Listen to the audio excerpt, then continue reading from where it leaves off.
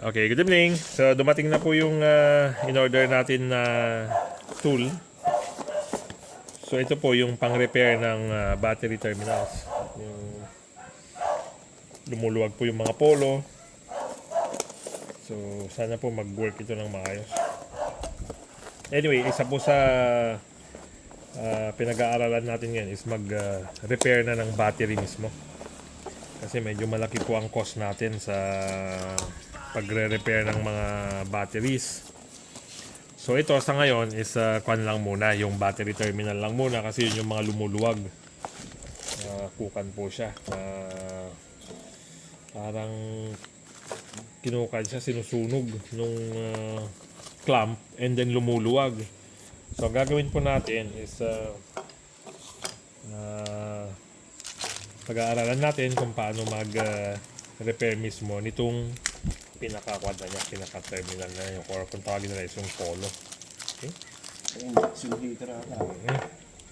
So, di kuryente po siya. Ang nakita ko sa video is puputulin nila yung old na terminal, then dito rin po ilalagay, lulusawin, switch on, then ito rin po ang ibabalik. Then may kasama pa siyang mismong clamp. So, pupunta po ito sa battery cable, sa cable. So isang negative, isang positive. Okay?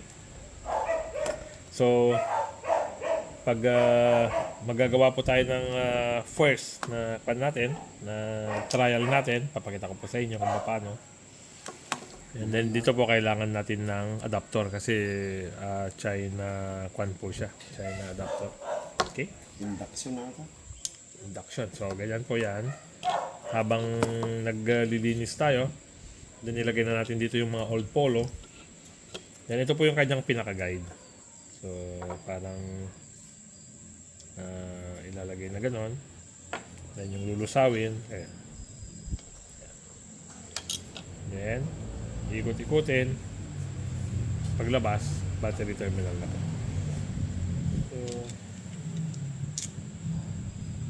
So parehas lang naman po yung butas. So ibig sabihin pwede pong pagsabayin. Gawin dalawa. Yan, para dalawang batteries po. Kahit sa 24 volts.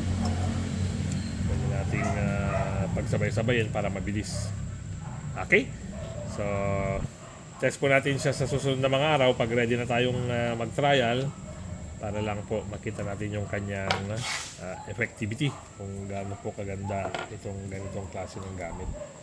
Pero parang napaka-basic lang po niya. Then next time po, pag may kwan na, mapag-aralan na natin yung aayos mismo ng battery na, magre-repair. Kumbaga yung dead battery, i-repair na natin, then pag-aralan po natin together. Okay? So yan lang po muna, nag-unboxing po tayo sa ating bagong gamit sa pagre-repair ng battery para sa mga sasakyan. Okay? Meron siyang instruction manual pero malamang in Chinese. Okay? So pwede po natin itong pag-aralan sa picturean lang po natin to sa Google Lens and ita-translate niya po ito. Okay? Salamat po! Okay. So additional information lang po. Meron po palang positive and negative. And trinay po natin sa lumang battery. Mas malaki po yung battery terminal o yung polo ng positive. Kasi tinest po natin ito, hindi siya papasok sa positive. Pero itong positive, pag nilagay nyo sa negative, maluwag. So maganda po ipakita ko sa inyo. Sample lang po. Okay, so ito po yung lumang battery natin. So hindi ko makita kung saan yung positive, negative. Pero ayun, plus, minus. Okay, so yung plus po, ilalagay natin doon. Ito yung minus, which is negative. Tingnan po, eksakto lang. So pag subukan nating pagpalitin, itong positive lagay sa negative, maluwag po. And then itong negative, hindi rin siya papasok sa positive. Okay? So parang ngayon ko lang din po napansin na magkaiba pala ang sukat ng positive sa negative. Okay? So bagong learning po natin. Tinitingnan ko kanina yung butas, parang pareho. Na parang medyo malaki yung isa. Pero nung ginanong ko po, halos pareho. Pero pagdating po pala sa actual, hindi na. Okay? So, okay? So, ito po, sirang battery na to. Tetestingin natin sa susunod na mga araw.